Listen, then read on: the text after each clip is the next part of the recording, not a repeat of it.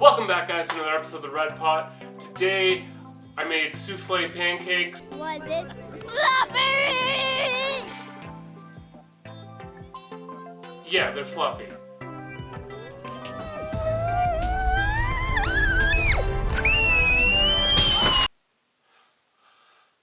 Let's get into it.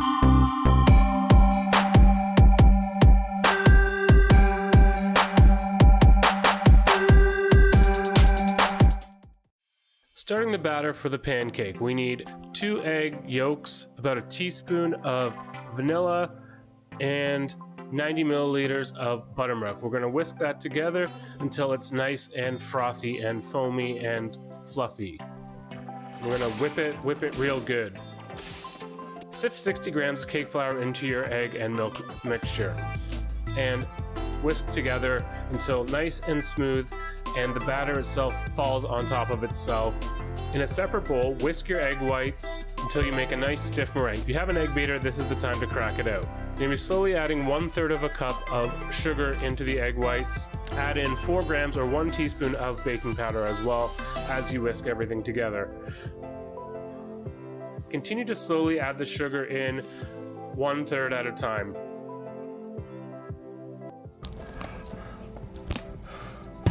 I'm literally sweating right now doing this. So continue to whisk until you have nice stiff peaks. I could have probably gone a little bit further here, but my arm was dying and I didn't want to play anymore.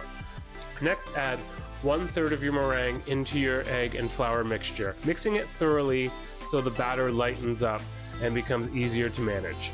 Next, add another 1/4 of your meringue in and gently fold it in until there are no longer any white streaks. Do this until the rest of your meringue is fully incorporated, being sure not to overmix, making sure not to be too aggressive to deflate your meringue. And just fold it over, as you can see I'm doing. I'm scraping with the bottom and moving it to the top. Again, you want to eliminate all of the white streaks. That's when you know it's going to be fully incorporated. Next, in a non-stick pan or cast iron, whatever you prefer, lightly grease the pan. I've had this pan on for a couple of minutes already, preheating. Wipe out the excess oil. You just want a thin layer of oil at the bottom of your pan. Now gently add your batter into the pan. If my meringue was stiffer, I would have been able to build the pancake up a little taller into the pan. After you've put your batter into the pan, add a little bit of water and cover with the lid. After 4 or 5 minutes, remove the lid. Use a spatula to loosen up the pancake from the bottom of the pan and give her a flip. Flip it as gently as you can as to not deflate all the air that you worked in. Add a little bit more water and put the lid back on top for another 4 to 5 minutes.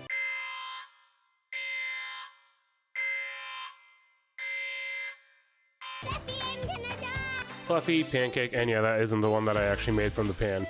So after trying these, they're sweet, it's a souffle, it's eggy, it's airy, it's fluffy. It's so fluffy! So I decided, let's actually turn it into a nice dessert. We have a nice chai peach compote and a cream whip.